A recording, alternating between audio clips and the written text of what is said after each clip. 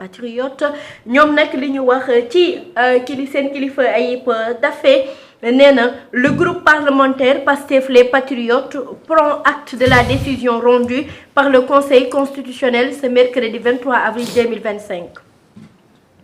Il ressort de cette décision que mu ni au terme du considérant 31, l'assassinat, le meurtre, la torture, les actes de barbarie, les traitements inhumains, cruels ou dégradants sont des crimes imprescriptibles qui ne peuvent être couverts par une loi d'amnistie. De deux, les victimes ont un droit à réparation, conformément à l'article 2 de la loi interprétative. Ainsi, la décision du Conseil constitutionnel confère à toutes les victimes la possibilité de déposer des plaintes contre les meurtrières, assassins, tortionnaires, nervis, leurs complices et surtout les commanditaires. Pastef les Patriotes, attachés à l'idéal de justice, constatent que sa revendication ferme de ne pas laisser impunis les crimes de sang a trouvé un écho favorable dans cette décision du Conseil constitutionnel. Il appartient désormais à la justice d'en tirer toutes les conséquences et ce, en toute indépendance. Di ay kàddu yu Ayib Daffé yëkkati joxin sa réaction. day dellusi rek day gën a préciser rek di dellusi ci li nga xamante ne moom la ñu waxoon ci tàmbali bi quoi. Donc comme ni mu ko waxee Conseil constitutionnel gis na ni wax na ni acte de torture yi ak crimes yeeg yooyu violence yi. Amnistie bi mënu ko couvrir. Donc man dama ragal ni Pastef loi bi dañ ko def un pierre deux coups. dañu def loi bi pour def un pierre deux coups. Parce que non simplement que ñoom li ñu bëggoon am nañ ko fi mu toll nii. waaw li ñu bëggoon am nañ ko parce que fi mu toll nii décision bu ñuy defati ci kanam rek dañu naan ëpp Conseil constitutionnel moo ko décidé mais nekkatul loi bi. c'est loolu. suba kuñ ci attaqué dootuñu accuser loi bi mais dañuy naan Conseil constitutionnel moo wax leer na donc li constitution bi wax la ñuy def mais nekkatul loi bi te loolu dafay yombalal waa Pastef liggéey bi quoi.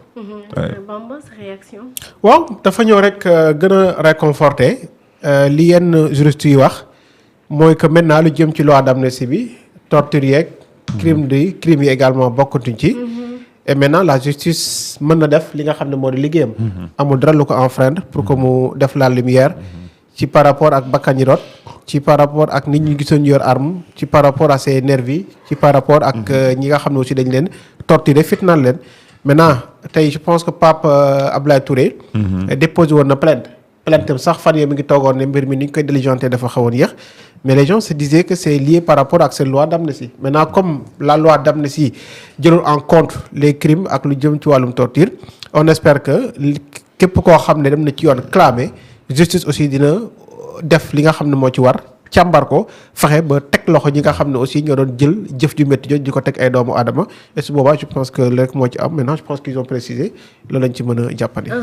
ñu wax leneen haute cour de justice fësal nañ daal juróom ñi nga xamante ni moo di ministre yi ñu visé ndax gisoon ngeen point de presse yi nga xamante ni parquet bu Dakar amaloon na ko ñoom procureur Ibrahima Ndoye Cheikh Mbacké Fall ak kaddu yi nga xamante ni yëkkati woon nañ ko di xamal rek am na juróom ci ay ministre ñu ni xaarandi seen mise en accusation fële ci assemblée nationale juróomi ministre yooyu nag nee nañ ministre bii di Moustapha Diop la Mansour Faye Aïssatou Sophie Glouandy-Mo Ismaïla Madior Fall ak Ndeye Saly Diop ñu ñëw nag ci compte rendu ba amoon tey ca assemblée nationale compte rendu conférence des présidents.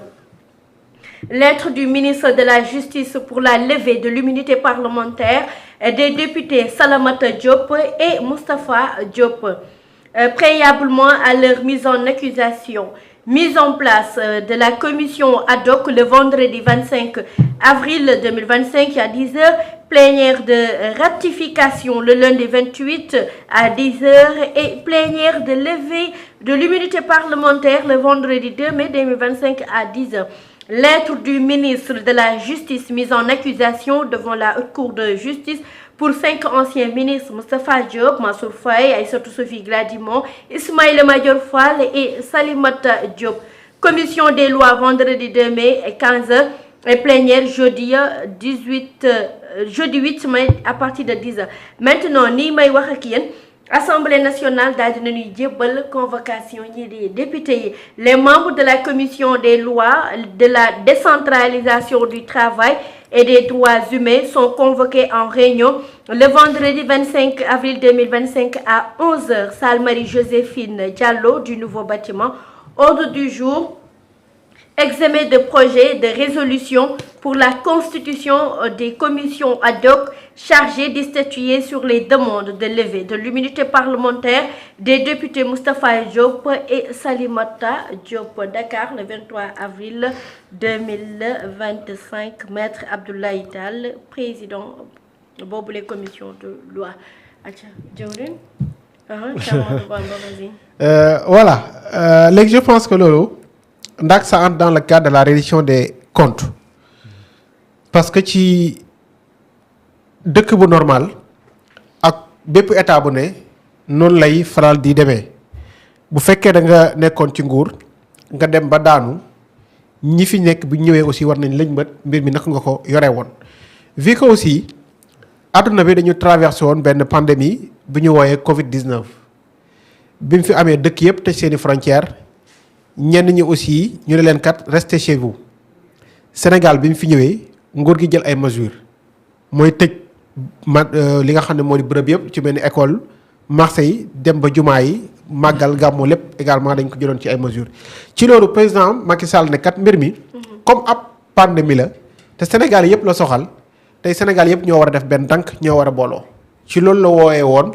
ñoom Ousmane Sonko wooye woon ñu Idrissa Seck tous les acteurs de li nga xam ne ñoo ne ci langue politique bi demoon nañu wuyu ci mais ce qui est important mooy keroog bi Ousmane Sonko génnee ànd ak Birame Souleye li mu ko wax kat mooy dëgg la lii lu baax la dinañ ci def suñu kéemtalaay kàttan mais koppar gi ñu génnee nañu koo créer benn communauté boo xam ne ñooñu tey ñoom ñooy gérer benn commission boo xam ne ñooy gérer wàllum koppar gi.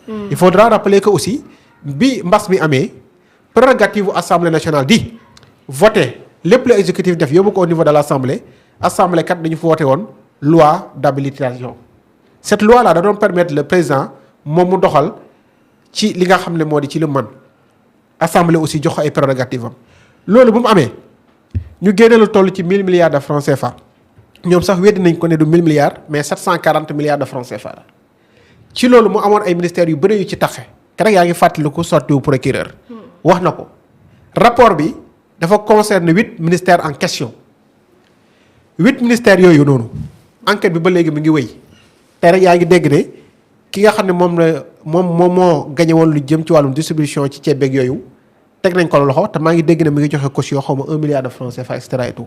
pour mën a dem. maintenant je pense que ci 8 ministères en question actuellement juróom ci ay ministères la concerné ces ministères nag keroog bi ko le procureur waxee. RFM am na liggéey bi ñu ci defoon am ay tur yu ñu génnee. mais malheureusement je pense que tey au niveau de l'Assemblée yeneen tur la ñu génnee. juum nañ. Ismaïla Madior Fall mu ngi ci. Sophie Gladima nekk le maire de Joal aussi suma juumul. mais Ndeye Saly également ak keneen. maintenant je pense que procédure bi aussi ñaar la parce que dafa am si ñoo xam ne dañoo nekk actuellement ay député te député dañ ne sauf flagrant délit mënuloo ko rek teg ko loxo il faudrait que l'Assemblée nationale yëkkati malaanu kiiraayam. et loolu pour le faire il y a une procédure.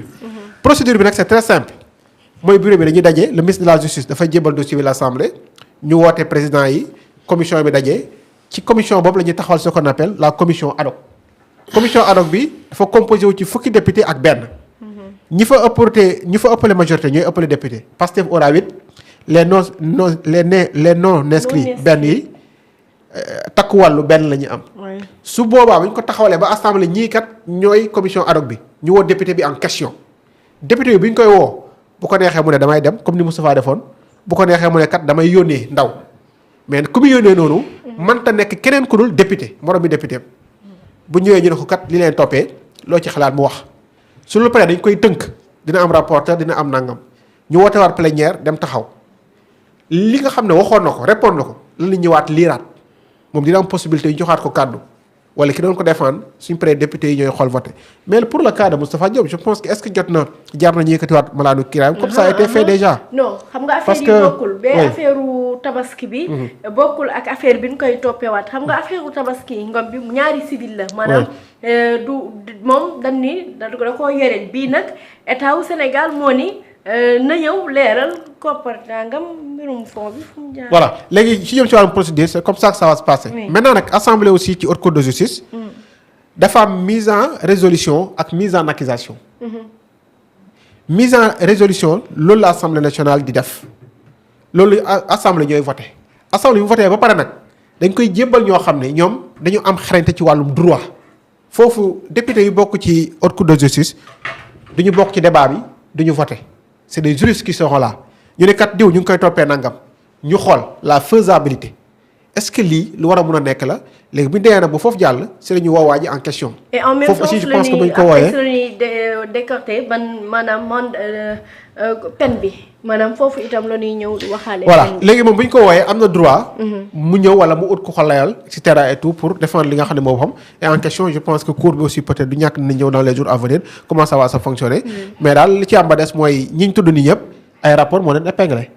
tey ñu doon ko wax avec Sophie Gladima parce que mooy yor wàllum énergie affaire yooyu noonu pétrole et puis je pense que d'âge bi aussi boo lii la rapport bi ci page xaw ma 103 bi la am na loo xam ne ñu ngi ko fay incriminer les autres ministères également am na même des recommandations parce que rapport bi ça tourne autour de 85 recommandations su ma juumul buy wax ci kenn ku ne et rapport bi aussi li ñu fàttaliku mooy la cour des comptes am na ñum ne nañu ubbi des informations judiciaires ci ñoom parce que mbir mi bi leen enquêté ba gis leen seen mbir dafa compliqué am na ñum ne nag ñooñu dañu indi ay kayit yu firnde ne mbir mi kat nii la demee donc je pense que loolu moo ci am maintenant on verra bien parce que assemblée actuellement am nañu liggéey bu mat sëkk donc on verra bien ci ministère yooyu ak lan mooy doon seen taxawaay. Aca Diorine Diassé sa réaction.